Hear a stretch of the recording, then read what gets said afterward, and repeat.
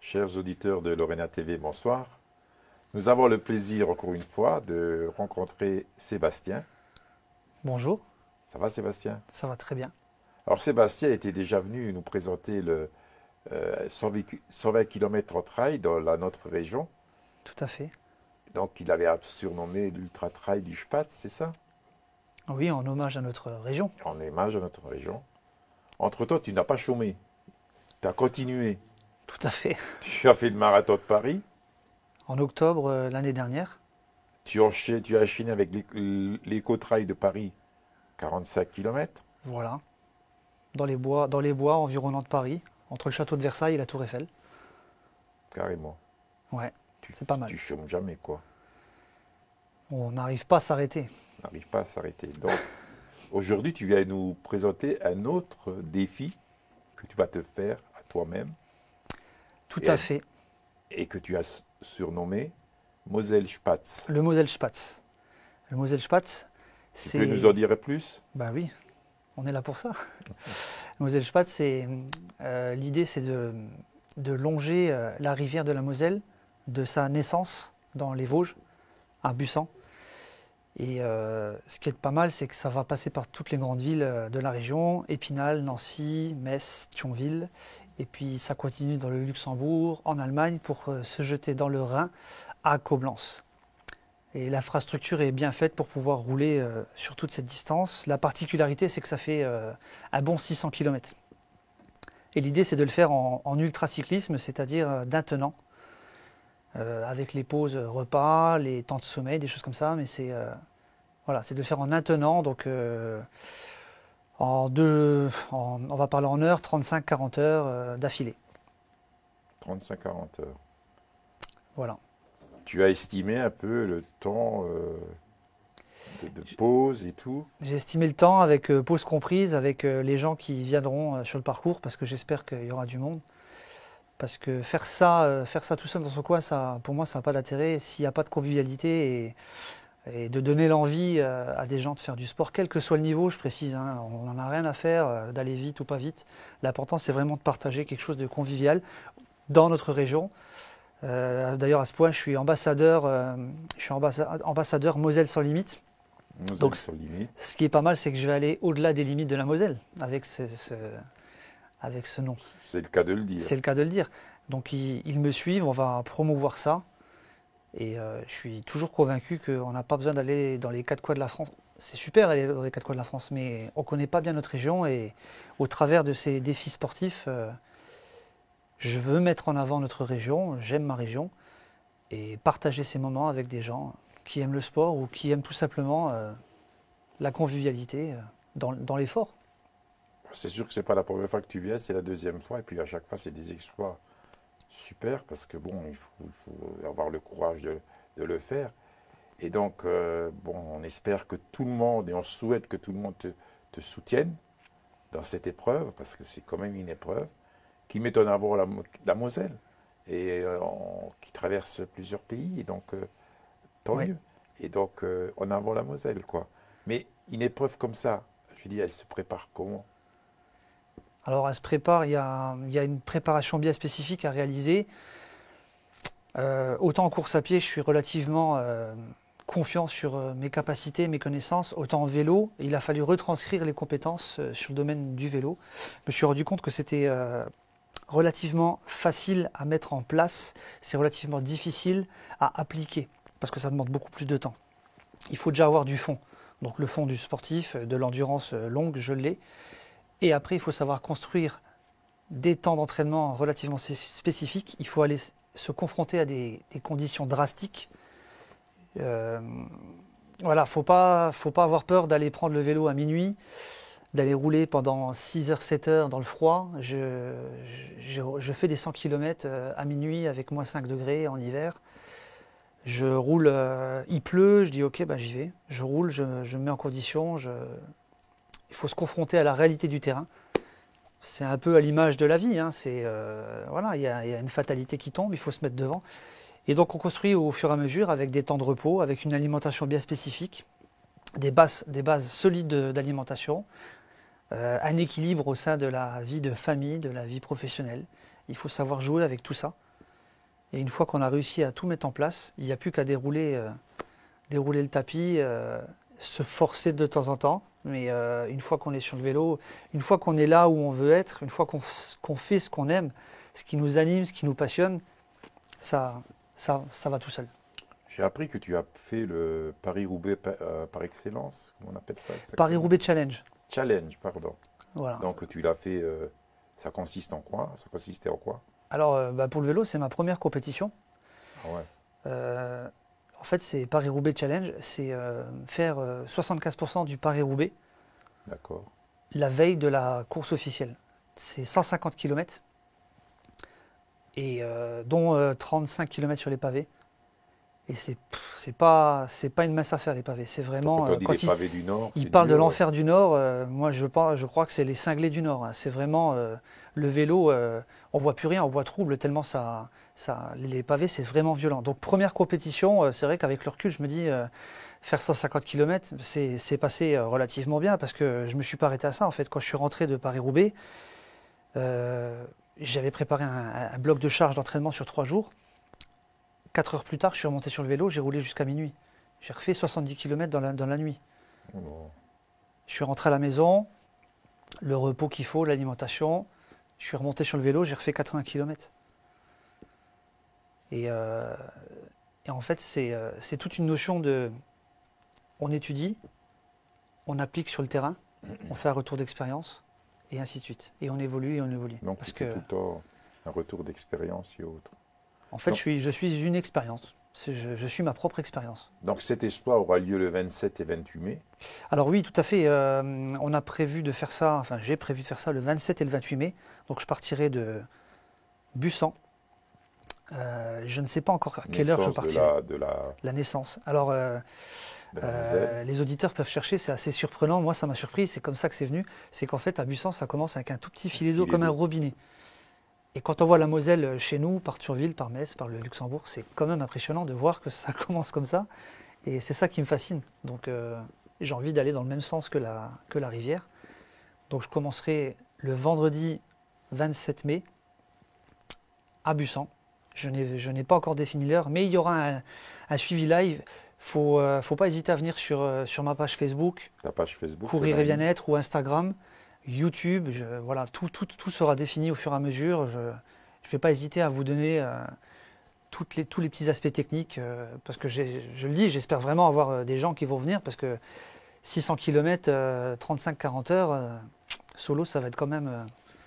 malgré, il y a quand même mon club qui va venir, on va essayer de faire un petit moment festif aux alentours de Thionville à Gondange, mon club de course à pied, qui malgré que ce n'est pas de la course à pied, il va te soutenir. Voilà, ils sont venus me soutenir d'une force incroyable. J'ai presque cru qu'ils venaient en bus sur mon ultra trail du Spatz. C'était vraiment quelque chose d'exceptionnel. Donc là, ils vont revenir et j'espère ramener plus de personnes encore. Ah oui, et puis il y aura certainement l'association Les Petits Poteaux. C'est une association de...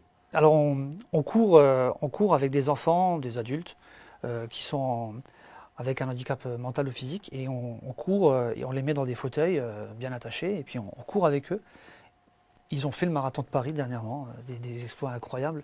Donc on leur permet de vivre des moments exceptionnels, et moi j'ai envie de leur faire vivre un moment assez sympathique avec moi. Alors, encore une fois, si je le fais que pour moi, je ne trouve pas ça très intéressant. Donc il faut que je fasse vivre ça au travers des autres. Hein. Ça ne sert à rien de le faire tout seul dans son coin, enfin pour moi. Donc ils vont certainement venir, on va faire un passage symbolique, on va faire 10, 15, 20 km ensemble, aux alentours de Thionville, Metz, Luxembourg, je ne sais pas. C'est magnifique ce que tu fais, parce que bon, ils auront cette sensation de participer avec toi à cet exploit, quoi. Bah, arrive un moment où il y a le temps où on veut se prouver des choses à soi-même. J'ai passé ce temps de me prouver des choses à moi-même, en tout cas... c'est bien que tu les partages avec d'autres. Voilà, je pense que maintenant, quand on a des connaissances ou des capacités, des facultés, je ne sais pas comment on peut dire ça, pour moi, on se doit de les partager, de les transmettre. Voilà, C'est C'est super, il n'y a pas de mots pour le dire. Sébastien, il n'y a pas de mots pour définir la personne que tu es, parce que il faut le faire. Donc, je sais que tu réalises des projets personnels. Tu as aussi monté ta boîte de coaching. Donc, qu'est-ce que tu proposes dans ta société? Alors en fait, ça s'est créé par la force, parce qu'à un moment donné, à réaliser des trucs aussi dingues, ben, on m'a demandé, on est venu toquer à la maison. Une fois, deux fois, trois fois, quatre fois, cinq fois. Alors à un moment donné, je me suis dit, il y a des gens qui te demandent comment. Je me suis rendu compte qu'avec le temps, des fois, on se perd un peu, on s'oublie. Et au travers du sport, je me suis rendu compte qu'on pouvait redevenir, se rapproprier notre corps, notre esprit, redevenir ce qu'on a envie d'être. Parce que la vie passe et le temps file. Et dans tout ça, moi, j'ai trouvé le moyen de redonner, vraiment redonner le sourire aux gens. Donc, il y a des gens qui viennent me voir parce qu'ils veulent perdre du poids. Donc là, j'ai fait des coachings. Alors, on va pas dire choc parce que il y a toute une notion de plaisir. Tout ce que je fais, c'est dans le plaisir. Il n'y a aucune frustration, il n'y a pas de. Donc là, le plus que j'ai fait, c'est ma femme. C'est pas compliqué. C'est elle aussi, elle a toqué à la porte. Elle a perdu 25 kilos. Mais elle n'a pas perdu 25 kilos avec la frustration. Elle a perdu 25 kilos avec le sourire. Elle revit au travers de ses propres objectifs. Il y a d'autres personnes qui me demandent de faire des programmes sportifs, tout simplement. Je veux faire un 10 km. 10 km. Voilà, Alors qu'ils n'ont jamais couru, presque. Par exemple. Et je suis intimement convaincu que tout le monde a une passion à faire naître. On ne la connaît pas forcément. Et au travers de cette passion, on peut devenir vraiment ce qu'on a envie d'être. Et moi, je me dis qu'au travers de ma société de coaching, parce que je bosse sur 3 aspects, sur l'entraînement, sur l'alimentation, bien sûr, mais sur l'état d'esprit qu'il faut avoir. Ça ne sert à rien d'aller battre des chronos de 10 km et puis après d'arrêter. L'état d'esprit, c'est de pouvoir faire ce qu'on a envie de faire le plus longtemps possible pour se révéler, pour devenir la meilleure version de soi-même. Et au travers du sport, ça pourrait être une collection de timbres, je ne sais pas. Moi, c'est mon domaine. Mon domaine, c'est le sport. Donc le développement personnel au travers du sport ouvre des portes et on se rend compte qu'on est capable de faire des choses merveilleuses, qu'on croit en soi, on donne envie. Et voilà, ça c'est mon but, c'est mon projet. Et je suis content parce que ça marche vraiment bien. Les retours sont très, très positifs. Bon, n'hésitez pas à aller contacter Sébastien, c'est un spécialiste pour ça. Voilà. Et il a des résultats. Et les résultats sont là. Si on pouvait parler un peu de ta machine de guerre, quoi, façon de parler. Alors ma machine de guerre, bon, j'ai la chance, il y a plein de monde dans la région qui nous aide. Il y a les gens de chez Decathlon. Oui. Il y a le magasin de cycle Requinqué à Richemont qui est ouvert depuis pas très longtemps. Il y a des ultracyclistes qui m'aident. Qui donnent des conseils aussi. Et bon, le truc c'est que j'ai le vélo entrée de gamme Decathlon, donc il n'est pas du tout conçu pour ça. Mais c'est comme ça. J'ai pas les moyens de m'offrir. J'ai pas trouvé de subvention pour m'aider à développer le vélo, donc j'ai pris un vélo d'entrée de gamme et puis avec l'aide des gens, je l'ai adapté. En tout cas, ce qu'on peut voir sur le vélo, c'est qu'il y a des grosses sacoches, c'est ce qui va me permettre de mettre les systèmes électroniques, le GPS, mon téléphone, les batteries pour les lampes, parce que les lampes ne tiendront pas longtemps. Il y a la sacoche pour l'alimentation. La sacoche derrière, ce sera plus pour les habits. S'il pleut ou même s'il neige, je ne peux pas changer la date, j'ai défini, c'est comme ça. La préparation, elle est faite. Il y aura de quoi dormir. Les lanières, c'est pour mettre... j'aime bien mettre mon casse-croûte là. J'adore ça. D'accord. Je mets le casse-croûte, j'ai l'impression d'avoir la musette pour partir au travail, ça m'amuse bien. Voilà, et puis après, il y a tous les aspects techniques. Tout est réglé au millimètre au fur et à mesure. J'ai fait une étude posturale, c'est-à-dire que le vélo il est adapté à ma morphologie. Même si ce n'est pas un vélo haut de gamme, il est adapté à ma morphologie. Parce que la moindre petite gêne que je peux avoir au bout de 5-6 heures, il faut imaginer qu'au bout de 35 heures, c'est une vraie torture. Donc je laisse rien au hasard. Même si je devrais m'adapter aux éléments, avec les armes que j'ai, j'aime bien dire ça, je pars avec les armes que j'ai, le vélo est quand même au plus proche de ce qu'il doit être pour ma condition physique, pour mon approche de la discipline. Donc c'est un vélo Décathlon. C'est un vélo gravel qui permet d'aller dans les bois, sur la route. Parce que j'aime bien rouler sur la route, mais dès que j'en ai marre, j'aime bien aller dans le bois. Et dès que j'en ai marre, j'aime bien aller sur la route. Donc j'ai cherché un truc qui correspond, ça s'appelle la gravel. C'est merveilleux, c'est devenu une tendance, mais faut vraiment avouer que c'est merveilleux. Tu as étudié un peu le parcours quand même, oui. Alors le parcours, on a l'office de tourisme, il suffit de chercher, ils vous mettent des traces jusqu'en Allemagne. Donc moi, c'est pas compliqué. J'ai fait une reconnaissance de terrain sur mon entraînement. J'ai pas pu tout étudier, puisque étudier 600 km, c'est quand même une logistique à mettre en place assez énorme. Mais j'aurai donc un tracé GPS, comme dans la voiture, un tracé GPS qui me dira va à gauche, va à droite. Après, si vraiment ça ne va pas, je partirai à l'aventure, parce qu'il faut quand même que ce soit une aventure. Normalement, ce n'est pas laissé au hasard. J'ai vraiment un tracé qui est fait sur les 600 km qui sera propre. Et qui sera disponible pour les gens, parce que l'idée, c'est aussi que certaines personnes aient envie de faire un petit bout un jour ou l'autre. Je ne m'approprie pas le parcours. Hein. Avec tout ce que tu as fait jusqu'à présent, bon, il y a cet exploit qu'on attend tous avec impatience le 27 et le 28 mai. T'as pas d'autres idées dans la tête par hasard, non? Ma femme va me tuer. Ah d'accord. Non mais on ne sait jamais, puisque des idées c'est tous les jours. Bah, toi, à chaque fois, tu as quelque chose de nouveau. En fait, les idées maintenant vont venir en fonction de l'équilibre que j'ai au sein de mon foyer. D'accord. C'est-à-dire que mes enfants grandissent. J'ai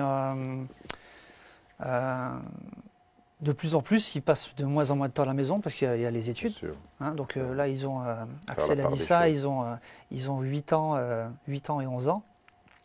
Quand ils iront un peu plus à l'école, ben, papa il ira un peu plus sur les sentiers. Et j'espère vraiment faire des aventures qui vont durer 5 jours, 7 jours, 2 semaines. Je ne sais pas. Je ne sais pas. Ils sont quand même contents de voir leur papa faire un exploit aussi. Mon fils m'a demandé un truc. Ben, écoute, je peux te le dire. Là. Mon fils, il m'a dit allez, papa. Parce que je le fais aussi parce qu'il m'encourage, bien sûr. Oui. Ma femme, mes enfants, ils me poussent. Oui. Même s'ils subissent beaucoup mes entraînements, mais ils me poussent. Mon fils m'a dit ah papa, tu sais quoi, je te laisse 2 ans. Dans 2 ans, tu fais tout le tour de la Meurthe-et-Moselle. Carrément. Ouais, j'ai dit ok. Donc peut-être que dans 2 ans, je ferai le tour de la Meurthe-et-Moselle. C'est lui qui fixe les objectifs. En vélo. C'est lui qui me fixe les objectifs. Eh bien, c'est bien. Bravo Sébastien. Moi, je lance un appel à tous les Mosellans, à tous les Luxembourgeois, à tous les Allemands, de venir soutenir Sébastien, que ce soit par des chansons, par de la musique. Par de la nourriture. Par de la nourriture aussi. Parce que je serais bien preneur d'un morceau de nourriture voilà, locale. Donc, vous connaissez à peu près le parcours, d'où il passera. Il aura sa page Facebook. Donc, suivez-le et encouragez-le. Et vraiment, bravo Sébastien. Merci.